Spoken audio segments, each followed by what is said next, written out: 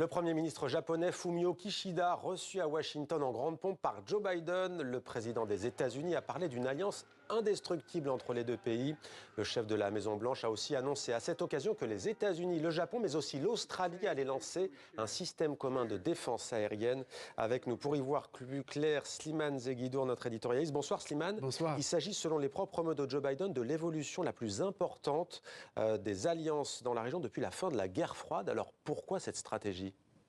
C'est une évolution la plus importante qualitativement, parce que sinon, en principe, ce qui s'est passé hier, c'était une simple reconduction par tacite, un renouvellement par tacite reconduction d'un traité d'alliance qui remonte à la Deuxième Guerre mondiale.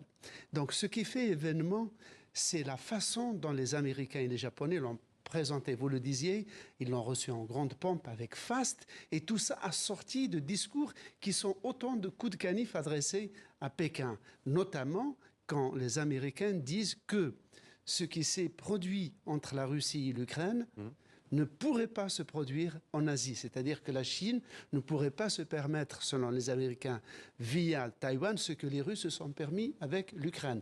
Donc là, les Américains voulaient montrer aux Chinois qu'ils avaient beau être pris par l'affaire ukrainienne et englués dans le dossier proche-oriental, ils ne perdaient pas le Nord, c'est-à-dire le Pacifique. Et la réponse du berger à la bergère, Pékin n'a pas tardé à répliquer. Rien ne pourra empêcher la réunification avec Taïwan, déclare la Chine, pas même les ingérences des États-Unis.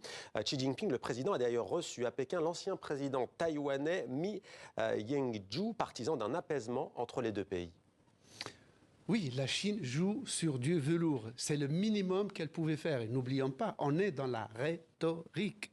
Les Américains, en établissant l'interopérabilité de leurs armes avec les armées taïwanaises, sud-coréennes et australiennes, contrôle, ça veut dire livre des armes à tous ces pays-là dont ils conservent les datas, c'est-à-dire les données restent entre les mains des Américains. Donc c'est un outil qui est américain.